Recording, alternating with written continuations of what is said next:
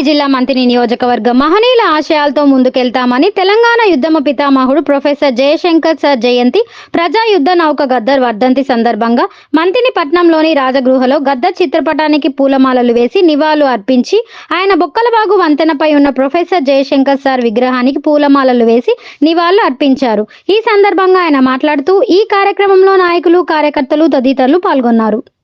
రాష్ట్రంలో ఈరోజు మహనీయులైనటువంటి professor Jayashankar sir గారి జయంతి, ప్రజాగాయకునిగా వెలిగినటువంటి గద్దర్ గారి వర్ధంతి రెండు కూడా ఇవాళ బీఆర్ఎస్ పార్టీ ఆధ్వర్యంలో వారికి పూలమాలలు సమర్పించి వారి ఆశయ సాధన కోసం ఈ నియోజకవర్గంలో ఉన్నటువంటి బీఆర్ఎస్ పార్టీ అట్టడుగులు ఉన్నటువంటి సమాజం అంతా కూడా పనిచేస్తుందని ఈ నియోజకవర్గంలో ఉన్న మేధావులు, కవులు, కళాకారులు ఆలోచించాలి.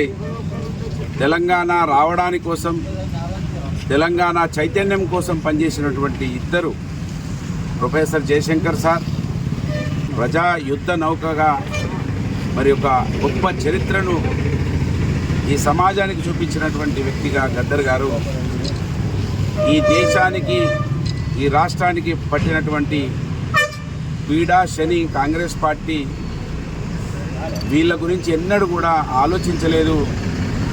ఇవాళ గద్దర్ అన్న గారి పేరును, గద్దర్ అన్న గారి అభిమానులను ఎన్నికల కోసం వాడుకోవడానికి సాధారణ ఎన్నికలలో గద్దర్ అన్న కూతుర్నికి టికెట్ ఇచ్చి గద్దర్ అన్న పేరును వాడుకొని అందలమెక్కినటువంటి కాంగ్రెస్ పార్టీ అధికారంలోకి వచ్చిన తర్వాత ఆమె అప్పుడు జరిగినటువంటి సాధారణ ఎన్నికలలో హైదరాబాద్లో ఒక సీటు కూడా కాంగ్రెస్ పార్టీ గెలవకపోవడం వలన, కాంగ్రెస్ పార్టీ ఓడిపోవడం వలన దాంట్లో గద్దర్ అన్న కూతురు వెన్నెల ఓడిపోయింది.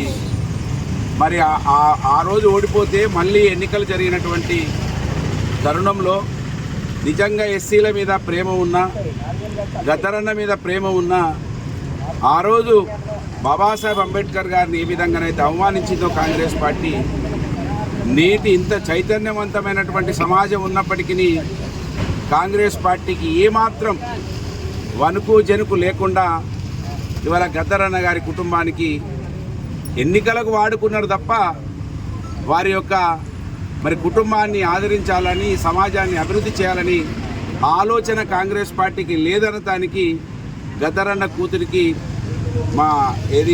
సాయన్న గారి కూతురు చనిపోతే ఖాళీ అయినటువంటి ఆ సీట్లో మళ్ళా గద్దర్ అన్న కూతురుకు టికెట్ ఇవ్వలేదు.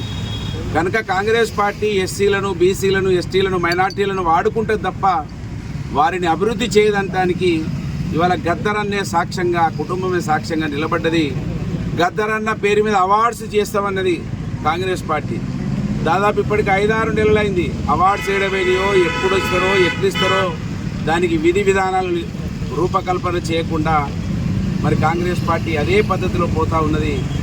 కనుక కాంగ్రెస్ పార్టీని నమ్మి మోసపోయినటువంటి దేశం, మరీ ముఖ్యంగా ఈ మంత్రి నియోజకవర్గ ప్రజలు ఎక్కువ శాతం ఉన్నటువంటి మన ఓటును మనమే వినియోగించుకోకపోవడం వలన అనాది ఆలోచనలోనే కాంగ్రెస్ పార్టీ పోతా ఉన్నదనే విషయాన్ని ఇవాళ కవులు, కళాకారులు, మేధావులుగా చెప్పబడుతున్నటువంటి కోదండ రామిరెడ్డి లాంటి వాళ్ళు, బాబాసాహెబ్ భిక్షతో ఐఏఎస్గా ఎదిగినటువంటి ఆకునూరి మురళి గారు ఇంకా కాంగ్రెస్ పార్టీకి వంత పాడడం నిజంగా హాస్యాస్పదంగా ఉన్నది. ఇప్పటికైనా కళ్ళు తెరిచి కాంగ్రెస్ పార్టీ ఈ దేశానికి పట్టిన శని అనేది ప్రతి ఒక్కరు కూడా ఆలోచించాలని నేను విజ్ఞప్తి చేస్తూ ఉన్నాను. మంత్రి నియోజకవర్గంలో గద్దర్ గారి విగ్రహాన్ని కాంగ్రెస్ పార్టీ నెలకొల్పాలి.